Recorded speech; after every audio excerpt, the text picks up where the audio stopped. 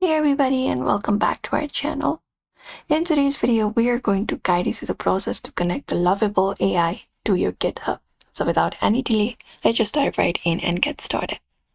We can start by going to Lovable AI. For that, go to a browser or the Lovable AI and log in with your account if you're not logged in. So you need to simply log in and you should be finding this interface and your profile in the top right corner of your screen.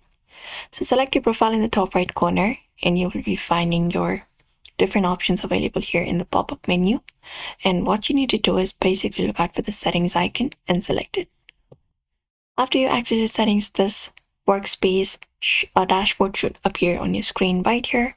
Now all you gotta do is from your left hand side, select the option of GitHub, which is right under the integration section. So find GitHub and select it. After that, all you gotta do is basically look out for this option called Connect GitHub. So select this option, and once you select this option right here, it will say it is connecting to GitHub. Now all you gotta do is wait for a few seconds and you'll be finding your GitHub account being connected. If it is not directly connected, you can just go over and connect your GitHub by using the credentials or verification method. And once it is done, you can connect your GitHub.